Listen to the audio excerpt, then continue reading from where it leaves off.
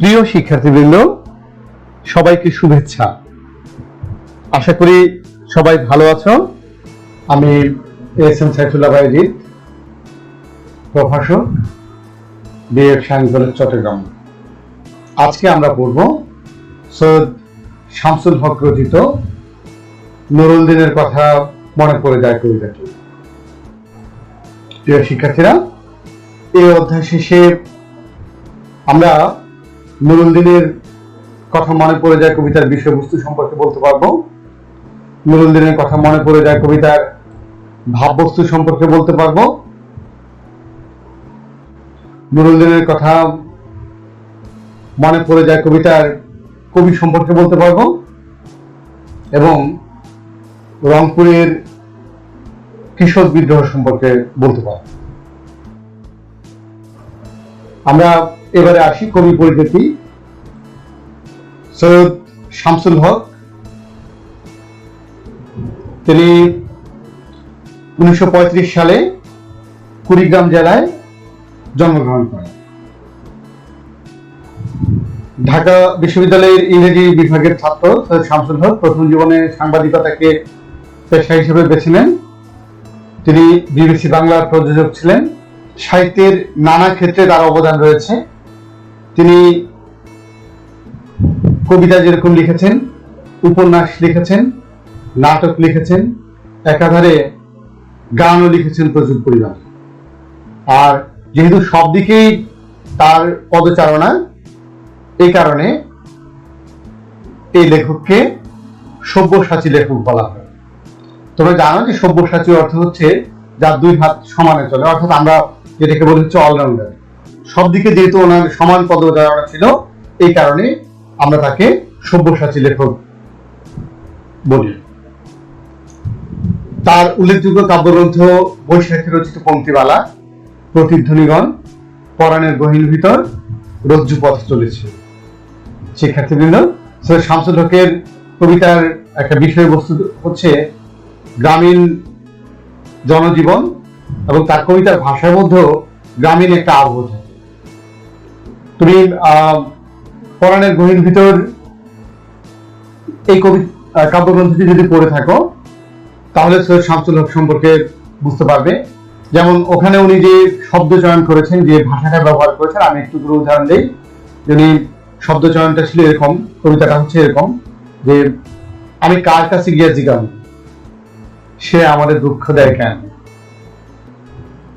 কেন পাশ ফিরা সই, ঘরের বিছন থিয়া কেন পরের ধান ক্ষেত্র।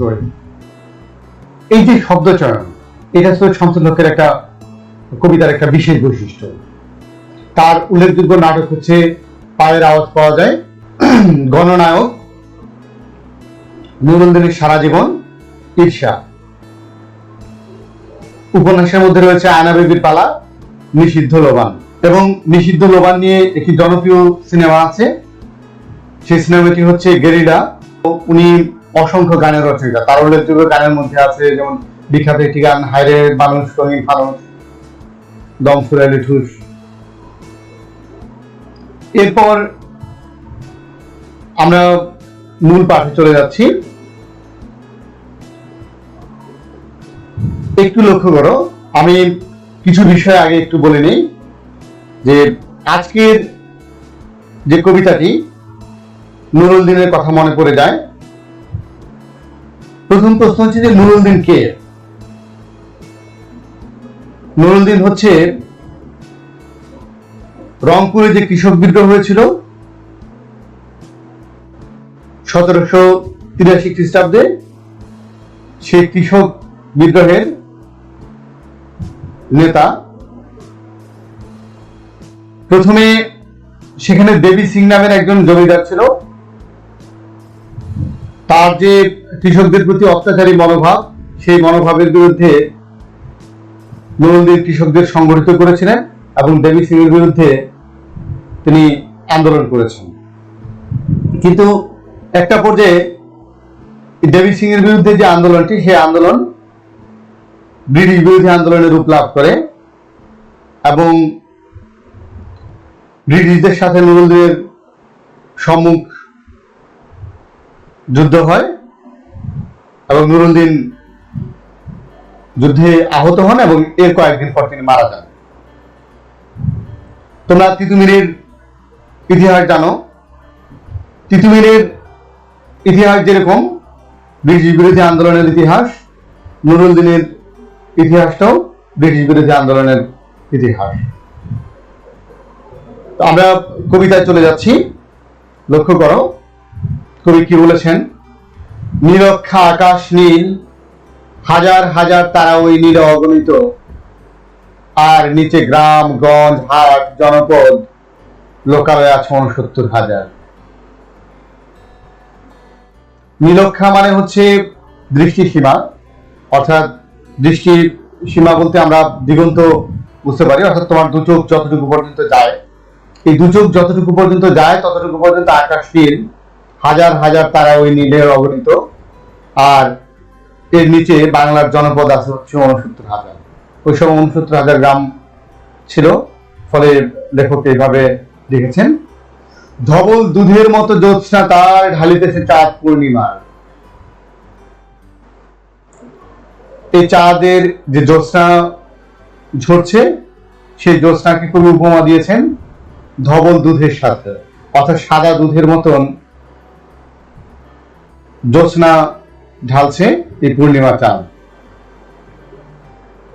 নষ্ট ক্ষেত, নষ্ট মাঠ, নদী নষ্ট, বীজ নষ্ট, বড় নষ্ট যখন সংসার, তখন হঠাৎ কেন দেখা দেয় নিরক্ষার নীলে তীব্র শীত দিয়ে এত বড় চাঁদ। লক্ষ্য করো, নষ্ট ক্ষেত, নষ্ট মাঠ, নদী নষ্ট, বীজ নষ্ট, বড় নষ্ট যখন সংসার, তখন হঠাৎ কেন দেখা দেয় নিরক্ষার নীলে তীব্র শীত দিয়ে এত বড় চাঁদ। এই যে সবকিছু নষ্ট, ক্ষেত নষ্ট, নদী নষ্ট, বীজ নষ্ট, বীজ নষ্ট বলতে অর্থাৎ পরবর্তী প্রজন্মের যে আশা আকাঙ্ক্ষা সেটা পর্যন্ত নষ্ট। এই সময়টা হচ্ছে ১৯৭১ সালের ঘটনা। তাহলে ১৯৭১ সালে ২৫শে মার্চ রাতে পাকিস্তানি হানাদার বাহিনীর যে গণহত্যা, এই গণহত্যায় সারা বাংলাদেশ তখন মৃত্যুপুরীতে পরিণত হয়েছে। সেই পরিস্থিতিটাই লেখক ব্যাখ্যা করছেন যে এই পরিস্থিতিতে হঠাৎ নিরক্ষার নীলে তীব্র শীত দিয়ে এত বড় চাঁদ কি বলতে চায়। এরপর লক্ষ্য করো কবি কি বললেন। অতি অকস্মাৎ স্তব্ধতার দেহ ছিঁড়ে, কোন ধ্বনি, কোন শব্দ, কিসের প্রপাত, গোল হয়ে আসুন সকলে, ঘন হয়ে আসুন সকলে, আমার মিনতি আজ স্থির হয়ে বসুন সকলে। অতীত হঠাৎ হাতে হানা দেয় মানুষের বন্ধ দরজায়। এই তীব্র স্বচ্ছ পূর্ণিমায় নুরুদ্দিনের কথা মনে পড়ে যায়। তাহলে লক্ষ্য করো যে অতি অকস্মাৎ মানে হঠাৎ, এই যে বাংলাদেশটা একটা মৃত্যুপুরীতে পরিণত হয়েছে, সবকিছু স্তব্ধ, সেই পরিস্থিতিতে হঠাৎ কিসের ধ্বনি, কিসের শব্দ। প্রপাত বলতে ঝর্ণাকে বোঝায়, এখানে মূলত উনি প্রপাত শব্দটা ব্যবহার করছেন জাগরণ অর্থে। তাহলে হঠাৎ কিসের জাগরণ, কিসের শব্দ, কিসের জাগরণ। দেখো বললেন যে গোল হয়ে আসুন সকলে, ঘন হয়ে আসুন সকলে, অর্থাৎ সবাইকে সমবেত হতে বলছেন, সবাইকে একত্রিত হতে বলছেন। ঘন হয়ে আসুন সকলে মানে সবাইকে ঐক্যবদ্ধ হতে বলছেন। আমার বিনতি আজ স্থির হয়ে বসুন সকলে। অতীত হঠাৎ হাতে হানা দেয় মানুষের বন্ধ দরজায়।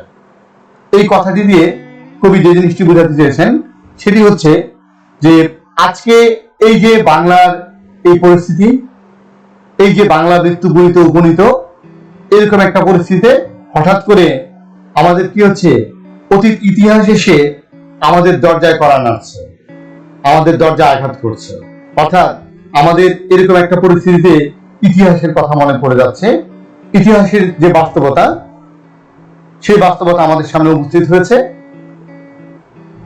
এই তীব্র স্বচ্ছ পূর্ণিমায় নুরুদ্দিনের কথা মনে পড়ে যায়। তাহলে ১৯৭১ সালে যখন এই বাংলাদেশ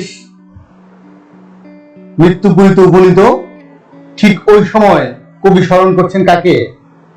নুরুল দিনকে। অর্থাৎ নুরুল দিনের প্রতিবাদী চেতনায় উদ্ভাসিত হতে কবি আমাদের আহ্বান জানিয়েছেন। তাহলে নুরুল দিন আন্দোলন করেছিল ব্রিটিশদের বিরুদ্ধে। সেই ব্রিটিশ বিরোধী যে আন্দোলন নুরুল দিন করেছিল, সেই নুরুল দিনের যে সংগ্রামী চেতনা, সেই সংগ্রামী চেতনা কবি আবার ফিরে পেতে চেয়েছেন 1971 সালে। অর্থাৎ আজকে যদি এরকম নুরুল দিনের মতন নেতৃত্ব থাকে, আজকে যদি নুরুল দিনের মতন এরকম কেউ দাঁড়িয়ে যায়, বাংলাদেশের মানুষকে সংগঠিত করে, বাংলাদেশের মানুষকে সংগ্রামী চেতনা উদ্বুদ্ধ করে, তাহলে হয়তো আজকের এই পাকিস্তানি হানাদারদের বিরুদ্ধে আমরা একটা প্রতিবাদ করতে পারব। এই কারণেই কবি সেই নুরুল দিনের যে সংগ্রামী চেতনা, সেই সংগ্রামী চেতনায় উদ্ভাসিত হতে আমাদের আহ্বান করেছেন। কাল ঘুম যখন বাংলায় তার দীর্ঘ দেহ নিয়ে আবার নুরুল দিন দেখা দেয় মরা আঙিনায়। কাল ঘুম মানে হচ্ছে মৃত্যুর মতো ঘুম। অর্থাৎ 25শে মার্চ রাতের পরে যখন বাংলা নিস্তব্ধ মৃত্যুগুলিতে পরিণত হয়ে গেছে, তখন কবি স্মরণ করছেন নুরুল দিনকে এবং কবি বলছেন যে এই বাংলার যে মরা আঙিনা, এই যে নিস্তব্ধ বাংলা, এটাকে প্রতিবাদহীন অবস্থা বলতে পারো। এরকম একটা অবস্থায় যে নুরুল দিনের চেতনায় আবার যেন বাংলার মানুষ উদ্ভাসিত হয়, আবার যেন নুরুল দিনের চেতনা ফিরে আসে। কবি এই জিনিসটি এখানে তুলে ধরেছেন। এখানে লক্ষ্য করো, আমি কিছুক্ষণ আগে যে রংপুর বিদ্রোহের কথা বলেছিলাম, ব্রিটিশ বিরোধী, এই যে লোকটিকে দেখছো, তিনি হচ্ছেন মহারাজা দেবী সিং। তার বিরুদ্ধে নুরুল দিন আন্দোলন করেছিল। এরপর কবি কি বললেন, নুরুল দিনের পরিচয় দিচ্ছেন যে নুরুল দিন কে ছিল। নুরুল দিনের বাড়ি রংপুরে যে ছিল, রংপুরে নুরুল দিন একদিন ডাক দিয়েছিল 1189 সনে। তাহলে বাংলা 1189, অর্থাৎ ইংরেজি 1783 খ্রিস্টাব্দে নুরুল দিন দেবী সিং এর বিরুদ্ধে যে বিদ্রোহ করেছিলেন, সেই বিদ্রোহের কথা, সেই কৃষক বিদ্রোহের কথা কবি এখানে তুলে ধরেছেন। এরপর লক্ষ্য করো, লেখক কি বললেন, আবার বাংলার বুঝি পড়ে যায় মনে, নুরুল দিনের কথা মনে পড়ে যায়। অর্থাৎ 1971 সালে যখন এই বাংলাদেশ মৃত্যুগুলিতে উপনীত, তখন আবার এই বাংলা মনে পড়ে হচ্ছে নুরুল দিনের কথা। অর্থাৎ নুরুল দিনের মতন এরকম সংগ্রামী চেতনা উদ্ভাসিত হওয়ার কথা আমাদের মনে পড়ে। যখন শকুন নেমে আসে এই সোনার বাংলায়, এই শকুন বলতে পাকিস্তানি হানাদার বাহিনীকে বোঝাচ্ছে, যে এই পাকিস্তানি হানাদার বাহিনী যখন এই বাংলার মানুষের উপর ঝাঁপিয়ে পড়ে, তখন নুরুল দিনের কথা মনে পড়ে যায়। যখন আমার দেশ ছেয়ে যায় দালালেরই আলখেল্লা। দালালেরই আলখেল্লা, আলখেল্লা মানে ঢিলা পোশাক, না ওই জব্বার মতন পোশাক। এখানে যখন আমার দেশ ছেয়ে যায় দালালেরই আলখেল্লা বলতে কবি যে জিনিসটি বোঝাতে চেয়েছেন, সেটি হচ্ছে যে 1971 সালে যখন এই পাকিস্তানিদের এদেশীয় দোসর রাজাকার আলবদররা পাকিস্তানিদের সহযোগিতা করেছিল এবং পাকিস্তানিদের সাথে এই বাংলাদেশের মানুষ বানার যে ষড়যন্ত্র, সেটাতে লিপ্ত হয়েছিল, সেই বিষয়টির দিকে কবি ইঙ্গিত করেছেন। এই কারণে কবি বলেছেন যে যখন আমার দেশ ছেয়ে যায় দালালেরই আলখেল্লায়, নুরুল দিনের কথা মনে পড়ে যায়, যখন আমার স্বপ্ন লুট হয়ে যায়, যখন আমার ভবিষ্যৎ ধ্বংসের মুখে পড়ে, আমার সম্ভাবনা ধূলিসাৎ হয়ে যায়, আমার যে স্বপ্ন সেটি ধূলিসাৎ হয়ে যায়, তখন আমার কি হয়, এই নুরুল দিনের কথা মনে পড়ে যায়। তারপর লক্ষ্য করো, কবি কি বললেন, নুরুল দিনের কথা মনে পড়ে যায় যখন আমার কণ্ঠ বাজেয়াপ্ত করে নিয়ে যায়। নুরুল দিনের কথা মনে পড়ে যায় যখন আমারই দেশে আমার দেহ থেকে রক্ত ঝরে যায় ইতিহাসের প্রতিটি পৃষ্ঠায়। তাহলে নুরুল দিনের কথা মনে পড়ে যায় যখন আমার কণ্ঠ বাজেয়াপ্ত করে নিয়ে যায়। কণ্ঠ বাজেয়াপ্ত করে নিয়ে যায় মানে আমার বাক স্বাধীনতাকে হরণ করে, আমার মতামত প্রকাশের অধিকারকে হরণ করে, আমার যে ভাষা সেই অধিকারকে তারা হরণ করে। এবং নুরুলদিনের কথা মনে পড়ে যায় যখন আমারই দেশে এই আমার দেহ থেকে রক্ত ঝরে যায় ইতিহাসের প্রতিটি পৃষ্ঠায়। অর্থাৎ সেই 47-এ দেশ বিভাজনের পরে যখন পাকিস্তানিরা এখানে শাসন করেছে, তখন 1952 যে ভাষা আন্দোলন, 52-এর পরে 62 ছাত্র আন্দোলন, 66-র 6 দফা, 69-এর গণ অভ্যুত্থান এবং 71-এর যে মুক্তিযুদ্ধ, এই প্রতিটা ক্ষেত্রে এই পাকিস্তানি হানাদাররা যখন আমাদের উপর নির্মম হত্যাযজ্ঞ চালায় এবং ইতিহাসের এই বিভিন্ন বাঁকে বাঁকে তারা যখন আমাদের রক্ত ঝরায়, তখন কি হয়, আমাদের এই নুরুলদিনের কথা মনে পড়ে যায়। এখানে লক্ষ্য করো, আমি একটি ছবি ব্যবহার করেছি, সেটি হচ্ছে 1971 সালে পাকিস্তানিদের যে গণহত্যা, সেই গণহত্যার একটি চিত্র। মানুষকে তারা নির্বিচারে হত্যা করেছিল, সেই বিষয়টি এখানে আমি এই ছবির মাধ্যমে তুলে ধরেছি। প্রিয় শিক্ষার্থীরা, এরপর লক্ষ্য করো, আসুন আসুন তবে আজ এই প্রশস্ত প্রান্তরে, যখন স্মৃতির দুধ জ্যোৎস্নার সাথে ঝরে পড়ে, তখন কে থাকে ঘুমে, কে থাকে ভেতরে, কে একা নিঃসঙ্গ বসে অশ্রুপাত করে। যে আসুন আসুন তবে আজ এই প্রশস্ত প্রান্তরে, অর্থাৎ সবাইকে সমবেত হতে কবি আহ্বান করছেন। এবং যখন স্মৃতির দুধ জ্যোৎস্নার সাথে ঝরে পড়ে, এই জ্যোৎস্নার সাথে স্মৃতির দুধ ঝরে পড়া বলতে উনি যেটা বোঝাতে চেয়েছেন সেটা হচ্ছে, যখন নুরুলদিনের সেই সংগ্রামী চেতনা বা নুরুলদিনের যে প্রতিবাদী চেতনা, সেই প্রতিবাদী চেতনা আজকে আমাদেরকে আবার স্মরণ করিয়ে দিচ্ছে যে বাঙালির সংগ্রামী ইতিহাসের কথা। তখন কি ঘুমিয়ে থাকার সময়, তখন কি ঘরে বসে থাকার সময়, নিঃসঙ্গ একা বসে অশ্রুপাত করার সময়? অর্থাৎ এই এখন সময় হচ্ছে সেই ইতিহাস থেকে শিক্ষা নিয়ে সেই ইতিহাসের যে সংগ্রামী চেতনা, সেই সংগ্রামী চেতনা উদ্ভাসিত হয়ে এই পাকিস্তানি হানাদারদের বিরুদ্ধে জেগে ওঠা।